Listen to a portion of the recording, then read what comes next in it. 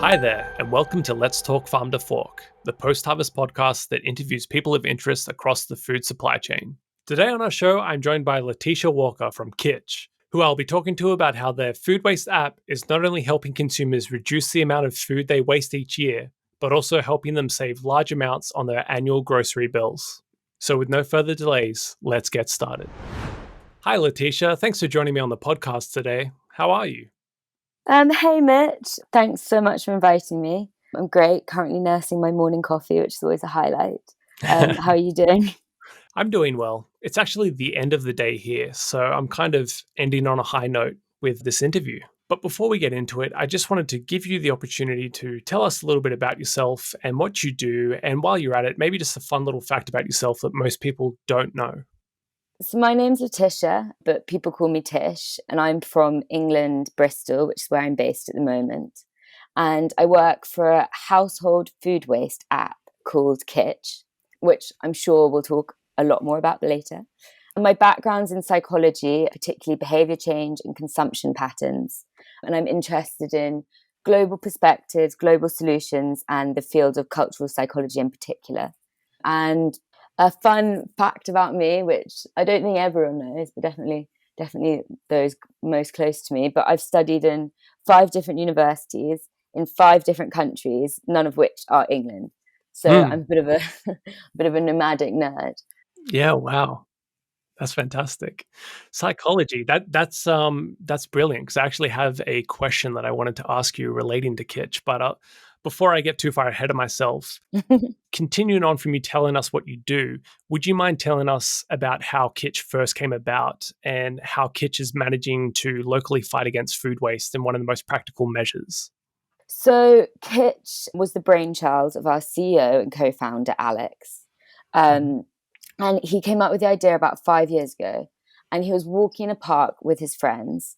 And a little side note, if you know Alex, he's a very conscious, organized individual who loves cooking. So for him, food waste is not a problem. He knows what's in Mm, his fridge. He knows how to use it.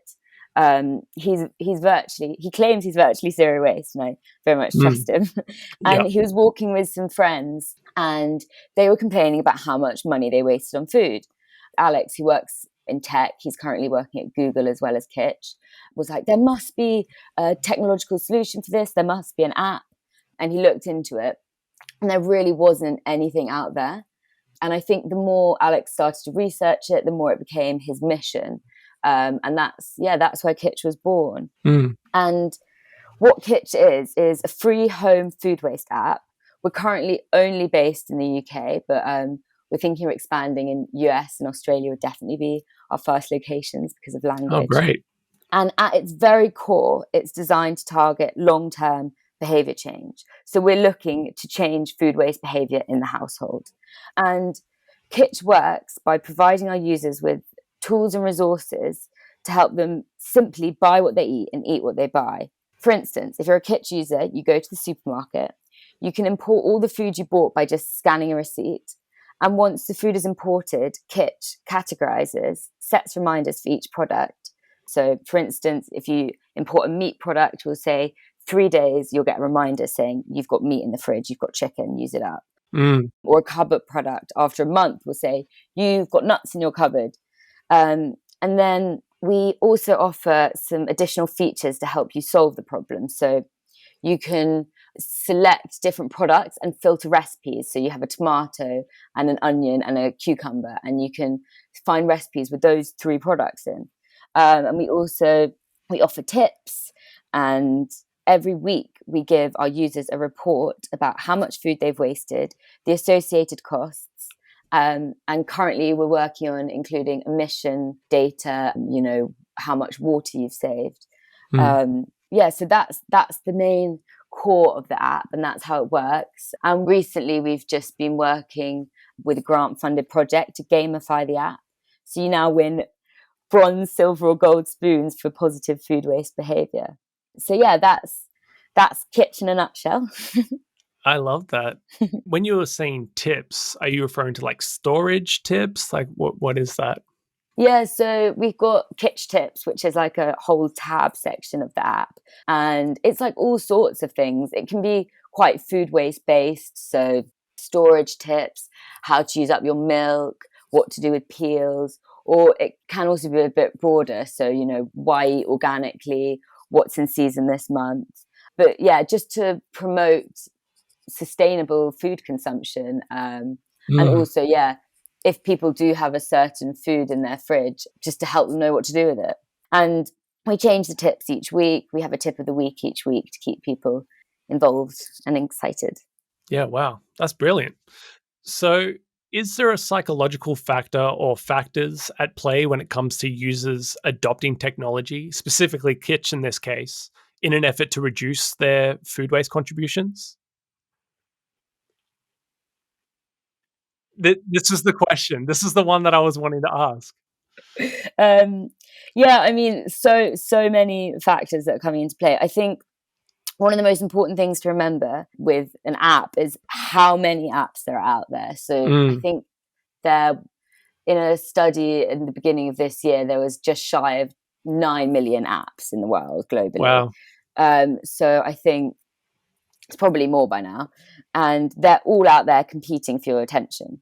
And I'm afraid, like, the most sticky apps, which is app slang for addictive, are social media, like Instagram and Facebook, and ones where you can scroll and you're continuously getting, endorphin hits from new and exciting things that match the clever algorithms tell you like.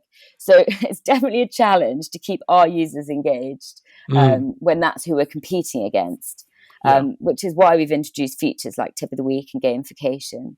Mm, Um, but equally, I think one really good thing about food waste as an environmentally destructive behavior in terms of changing the behavior is there's a direct cost to the individual. So it's expensive.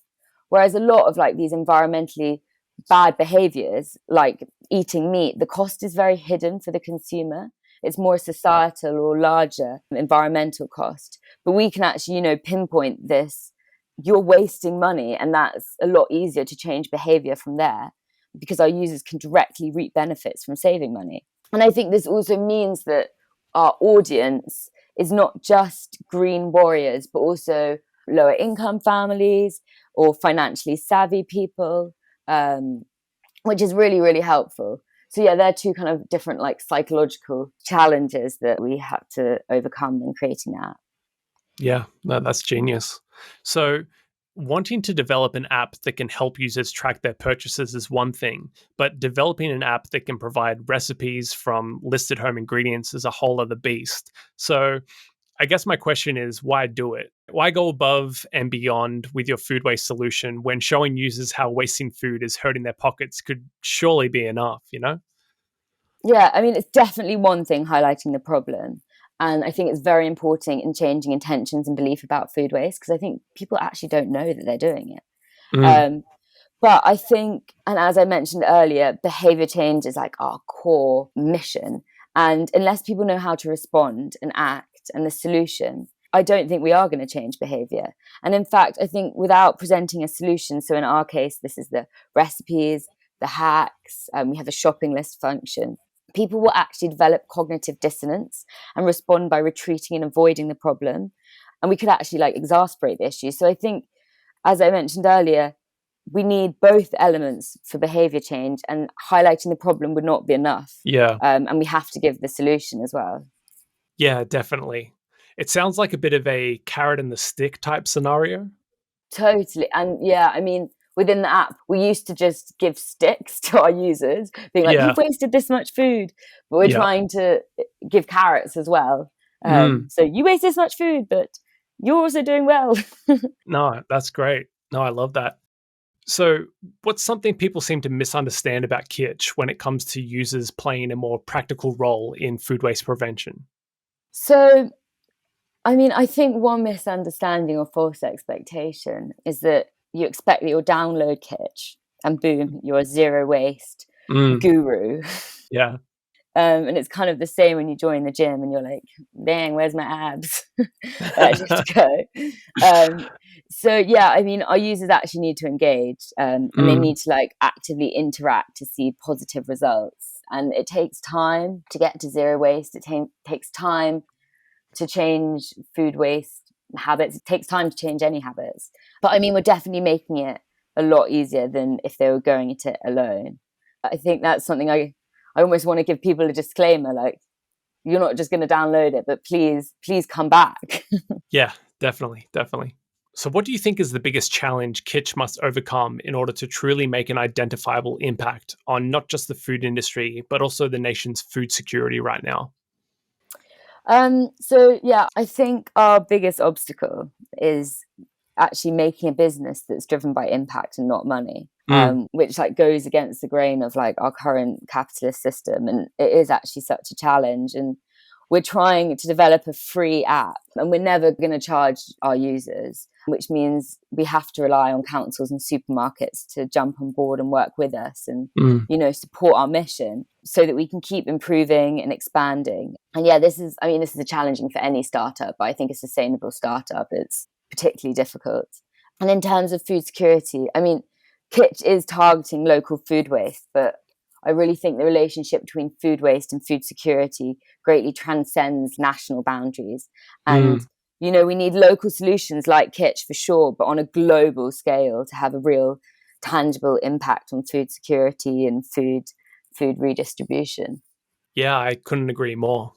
So, from where you stand, what would you identify as being one of the biggest pain points or blind spots when it comes to food waste on a retail and consumer level? And what practical measures do you think could combat this? So yeah, blind spots. So from a Western perspective, because the nature of food waste drastically changes around the world, the pain point is that it's actually largely a consumer's problem. So in the UK, 70% of food waste is in households, which is huge. And I think this fact really surprises people because they believe that food waste comes from supermarkets and the hospitality sector and, the supply chain. But actually, it's that like end slice of bread that you threw away last week that's like really the issue. Yeah. Um, I mean, I feel also that equally the corporations, they're encouraging us to buy too much, special offers, buy three, get a fourth, but you don't need that fourth. Um, but I think in terms of how we can combat this, we just need to make people more aware and equally give them solutions like Kitch.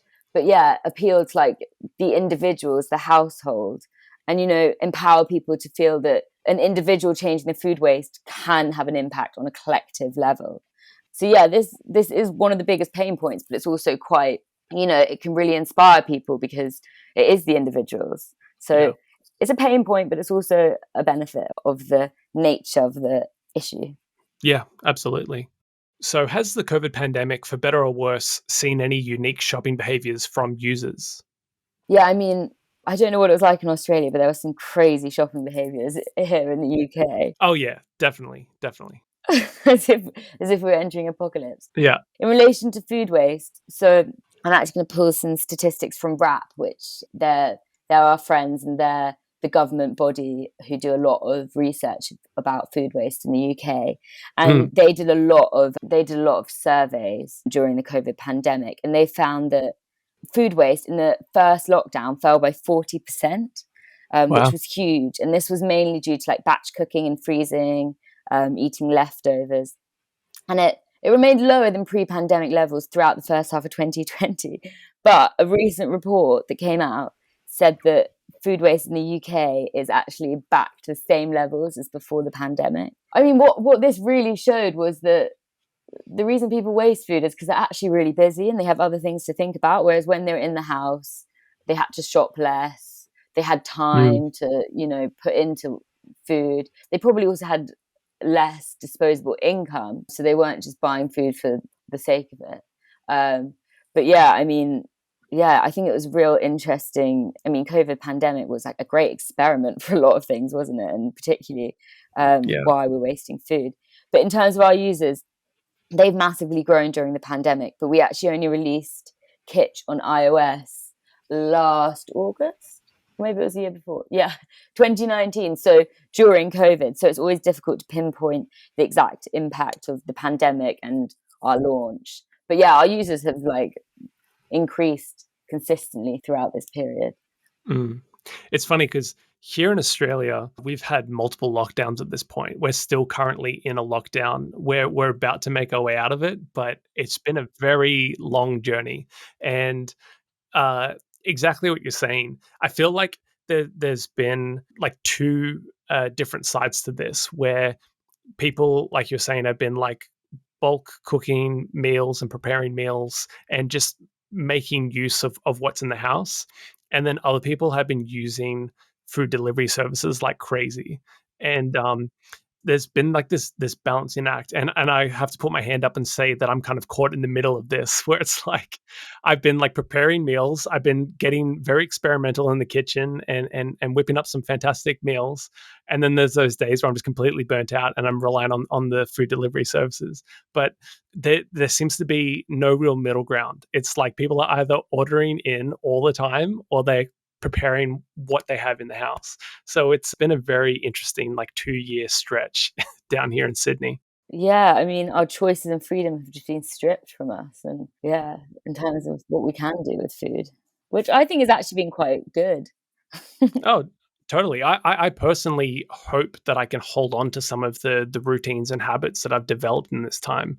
I feel like I've gotten to a place where I've gotten really good at preparing elements of my breakfast and my lunch for the next day, the night before, and like I've kind of mapped out with the home office being able to like prepare meals properly in amongst everything, and so it's been both on a food health level quite good, and just in a financial level it's been quite beneficial as well. So for me personally, as these lockdowns start to kind of ease off, I need to find a way to hold on to some of these good habits that I've formulated. But yeah, it's kind of a shame to hear the waste levels in the UK have kind of returned. I know. I mean, yeah, that was a really recent statistic. That was in June, and we came out of the lockdown. God, when did we come out of lockdown again? I think about May. So that's also what was scary, was it was really quick to return. Mm, So, but yeah, I mean, I hope more people like you know, are actively like, I'm going to keep these positive habits. yeah, And there were lots of positive habits that came out of lockdown, like people doing definitely. more walks as well. People were Mm, becoming more healthy.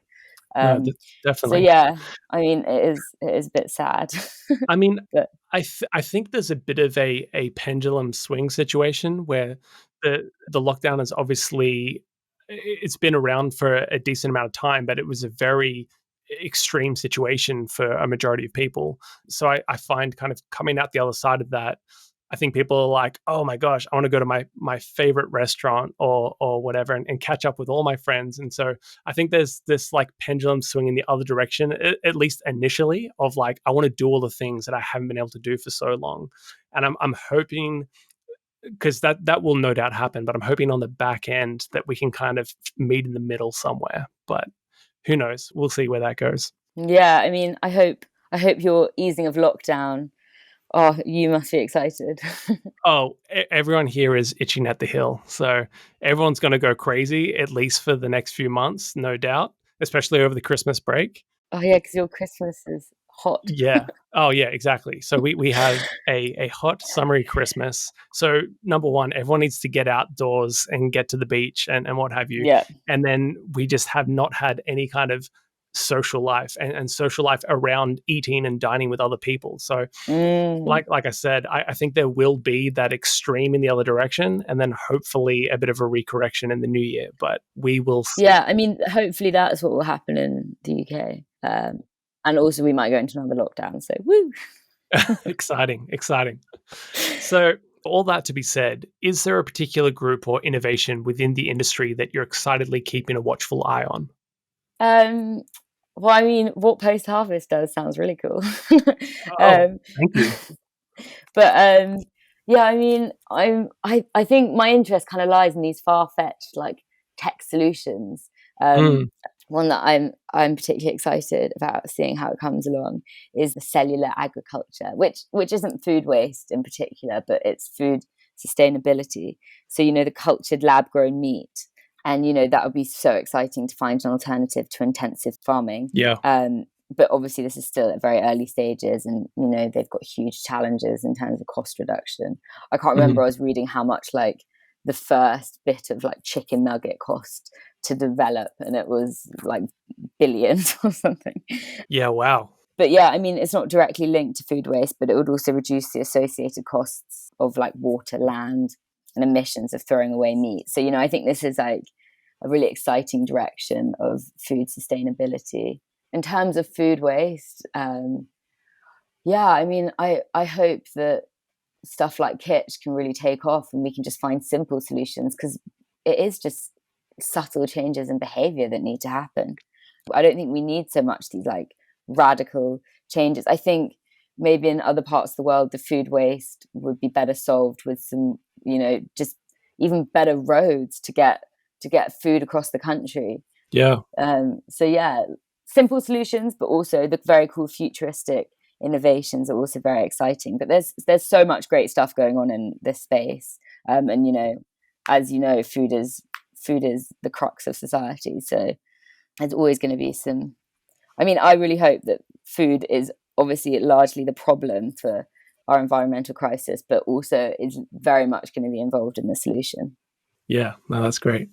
So, when it comes to food waste, food security, and sustainability, what's the biggest area you're most curious about and why? Or to put it in another way, what are some of the things the Kitche team are researching the most right now? So something that both I'm curious about as well as Kitche, I think, is using data for the force of good.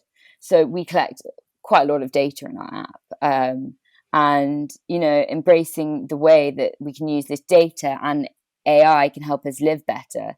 Because obviously we have data-driven technology controlling how we already shop, eat, interact, travel. And these like AI algorithms are super powerful, but they could also really help us. And I think, harnessing this technology for the force of good would be amazing. And it would be great if your AI could tell you, you always buy a bunch of bananas each week.